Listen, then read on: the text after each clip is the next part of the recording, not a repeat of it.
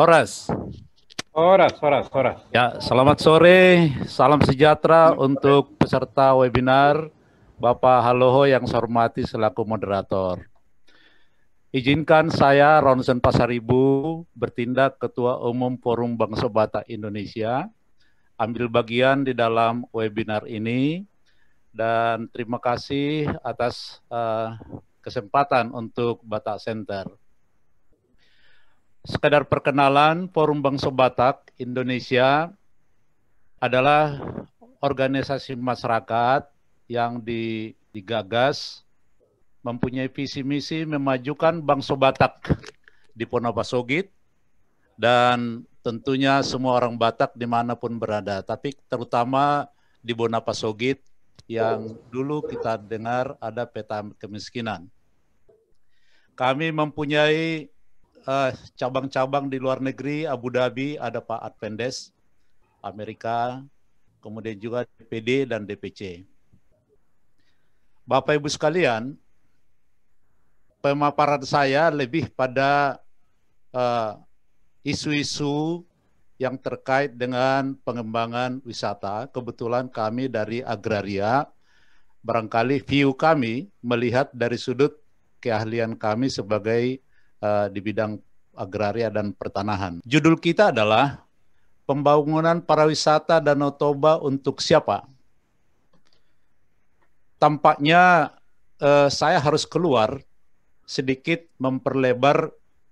Danau Toba itu adalah merupakan single destinasi, tetapi bila kita mau mengembangkan pariwisata, tidak hanya final di Danau Toba.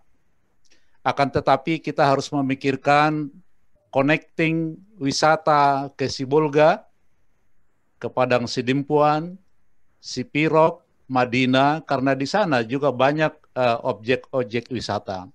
Sehingga agenda orang dari luar negeri datang ke Indonesia akan bisa berconnecting beberapa destinasi. Bapak Ibu sekalian,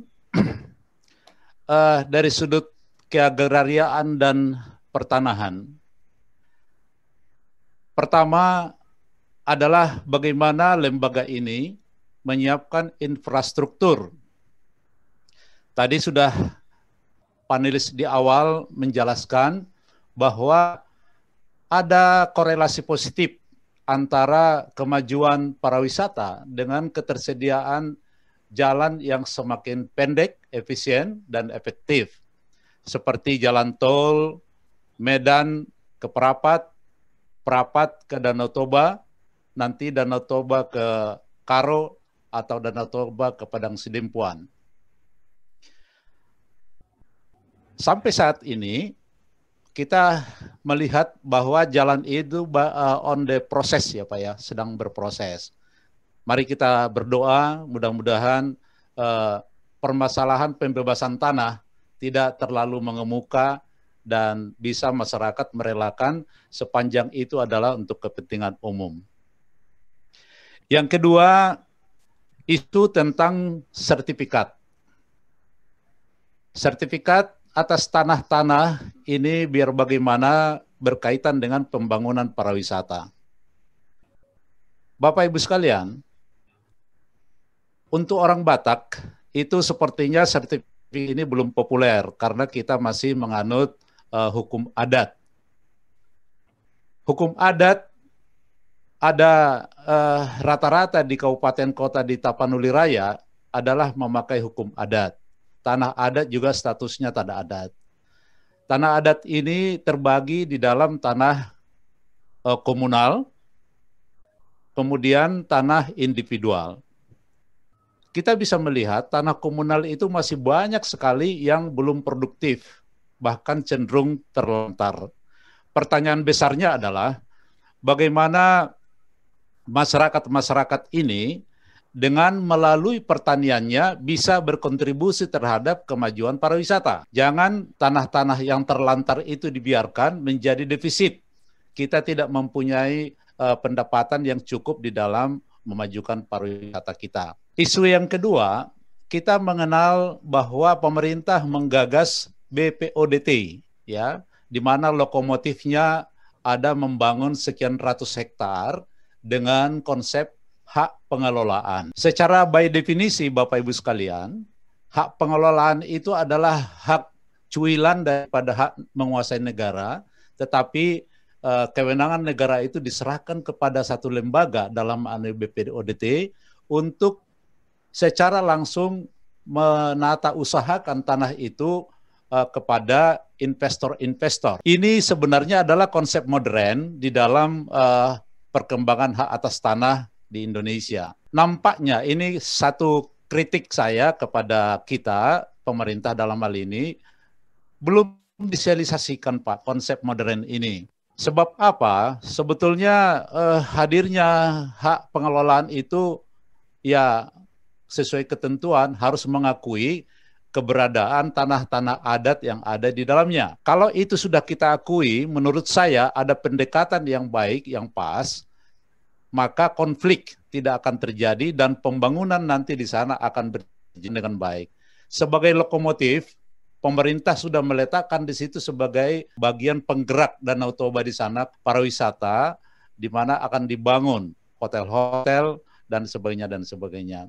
Harapan kita adalah lihatlah di sana bahwa ada yang pemilik tanah supaya dilakukan pendekatan dengan ganti rugi dan sebagainya.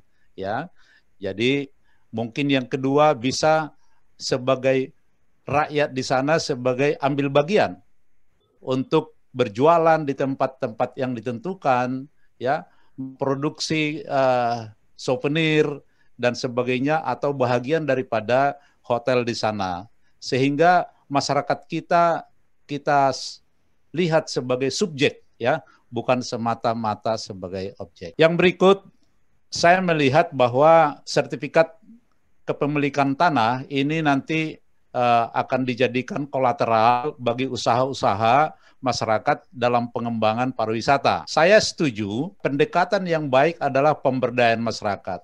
Forum Bangsa Batak adalah forum pemberdayaan masyarakat, yaitu kalau boleh saya elaborasi sedikit, pemberdayaan itu adalah empowering, ya. Kita harus mengenali potensi-potensi yang ada di masyarakat, lalu kemudian potensi itu kita kelompokkan bentuk koperasi, ya, supaya bisa membina dengan mudah, lalu kita teknisnya kita ajari, teknologinya, dan pemasaran harus kita kontrak di awal. Disinilah pemasaran mengenai pertanian bisa menjadi produsen, lalu konsumennya adalah hotel-hotel yang ada di tempat kita. Kemudian peternakan. Potensi peternakan di Samosir misalnya sangat banyak. Ukir-ukiran, ini yang masih rendah di kita. Tetapi saya yakin kalau pemerintah intervensi, maka ukir-ukiran ini akan semakin bisa lahir dan berkembang. Bapak Ibu sekalian, ada kelemahan kita mengatakan perhatian pemerintah belum nampak. Saya kira ini penting, bagaimana misalnya komunal tadi, pemerintah itu mendorong membuat perda. Apakah semua sudah ada perda mengenai komunal? Nah ini, padahal perda itu satu syarat, ya. Kemudian peraturan mengenai bagaimana mewajibkan semua hotel agar membeli dari produk domestik. Ini bisa dibuat perda, apakah di tingkat desa atau di kabupaten kota. Jadi rakyat itu jangan lagi ditugasi untuk memasarkan, ya. Mereka cukup memproduksi, pembelian sudah tersedia di masyarakat. Bapak Ibu sekalian, saya sedikit menyinggung masalah pariwisata ini. Kunci bagaimana membangun kepercayaan wisata sebagai kunci sukses destinasi pariwisata di era kenormalan baru, ya. Sekarang kita musim Covid, nanti setelah ini akan semakin berat menurut saya. Harta kita adalah pelanggan, Bapak Ibu sekalian. Harta kita adalah trust. Bagaimana trust ini, ya, membangun hubungan relasi dengan para pelanggan. Apakah pelanggan itu adalah dari luar negeri, ya, domestik, datang ke Jakarta, ke Silangit datang ke beberapa destinasi. Beberapa penelitian mengatakan bahwa kepercayaan secara emosional lebih kuat atau lebih baik dalam memprediksi pelanggan kita. Ini yang perlu. Jadi bagaimana emosional yang lebih kuat, ya. Penelitian lain, Lenin Kumar juga mengatakan kepercayaan pelanggan mempengaruhi secara signifikan terhadap loyalitas pelanggan. Saya garis bawahi loyalitas. Kita tidak boleh membiasakan mereka datang kapok, karena kepercayaan itu berkaitan dengan loyalitas tadi, kompetensi, dan reliabilitas atau kepercayaan orang-orang yang datang. Ini setidaknya hasil penelitian daripada ada Hung, Wang, dan sebagainya. Nah, pasca COVID ini saya lebih mengingatkan kembali bagaimana aspek kesehatan, aspek kebersihan, aspek keamanan, dan aspek kenyamanan.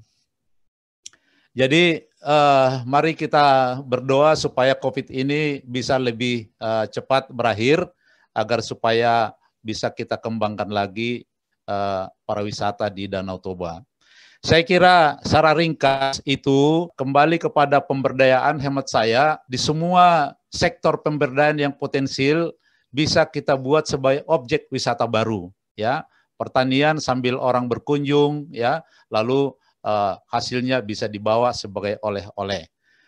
Dengan demikian, kembali kepada pertanyaan untuk siapa, ibarat sistem piramida menurut saya, di bawah itu adalah masyarakat, lebih ke atas adalah pengusaha, semua hasilnya akan dinikmati oleh semua. Saya kira ini penutup dari saya. Terima kasih. Horas, horas, horas.